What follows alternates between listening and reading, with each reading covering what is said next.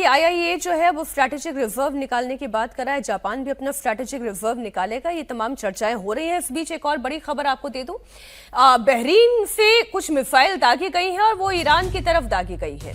Bahrain से missile attack का एक वीडियो सामने आया है। अमेरिकी फोर्स ने बहरीन से जो मिसाइल दागी है उससे ईरान पर हमला हुआ है और जो आंकड़ा है वो इस लिहाज से भयावह है कि ह्यूमैनिटेरियन क्राइसिस तो है।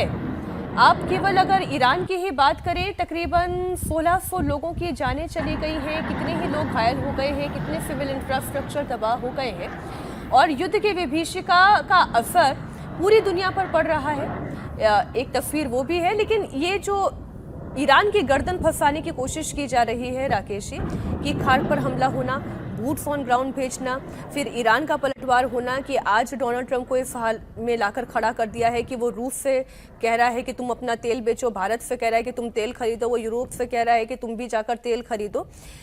गर्दन तो क्या अमेरिका की भी फंसी हुई दिखाई देती है? हाँ, मैं बोल रहा ना कि देखिए, ट्रंप की गर्दन फंस चुकी है, अब वो निकाल नहीं सकते। ट्रंप बड़ी मुश्किल में, जैसे अभी अजीत जी ने कहा कि आपके सामने सबसे बड़ी प्रॉब्लम आ गई है धन की। आप कूद तो गए हो युद्ध में, आप उसी तरह से यूक्रेन वाले युद्ध में भी आप कूद गए थे, यूक्रेन को कूदा दिया था आपने, इसमें तो आप प्रत्यक्ष तौर पे कूदे हुए हो। अब आपके सामने सबसे बड़ी समस्या ये आ रही है कि आगे युद्ध लड़ने के लिए आपके पास धन की कमी है। सेना की तरफ से जो रिपोर्ट दी गई है, उनके जो जनरल है उन्होंने कहा कि हम लंबे समय तक युद्ध लड़ने की स्थिति में नहीं है। ऐसे में अब उनके पास जो संकट है वो ये है कि सारी स्थितियों को कैसे वो अपने अनुकूल करें। डेमोक्रेट अलग से उनके खिलाफ खड़े हो गए हैं कि आप क्यों कूदे उस पर। अब कांग्रेस में यदि वो जाते हैं, देखिए दो तरह से फंसे हैं। टैरिफ को लेके भी उनके पास अब कांग्रेस के पास जाना पड़ेगा, क्योंकि 150 दिन खत्म होगा मार्च में, अप्रैल में। तो टैरिफ यदि उनको बढ़ाना है तो टैरिफ के लिए भी उनको कांग्रेस के पास जाना पड़ेगा और युद्ध आगे लड़ने के लिए भी उनको कांग्रेस के पास जाना पड़ेगा। तो अब कांग्रेस में जो परिस्थितियां हैं ट्रंप की, उसमें उनको पता है कि रिपब्लिक भी उनके सपोर्ट में नहीं आएंगे, इसलिए ट्रंप अब बहुत इस मुश्किल घड़ी में अपने आप को निकालने का प्रयास कर रहे हैं।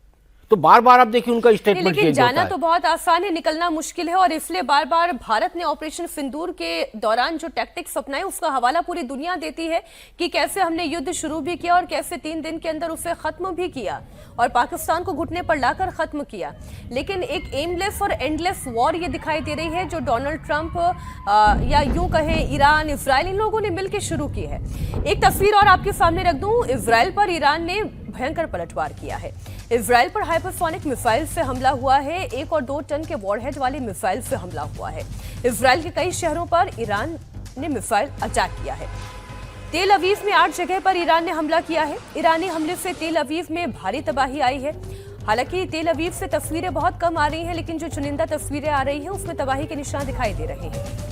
इजराइल पर ईरान ने क्लस्टर मिसाइल से भी हमला किया। क्लस्टर वॉरहेड वाली मिसाइल से इजराइल में तबाही आई है। करीब 20 जगह पर धमाके की आवाजें भी सुनाई दी है। इस बीच में एक खबर यह भी है कि ईरान ने सऊदी में यूएस के 5 रिफ्यूलिंग प्लेन उड़ा दिए। ये एक बड़ी खबर है। ईरान ने सऊदी में यूएस के 5 रिफ्यूलिंग प्लेन उड़ा दिए हैं।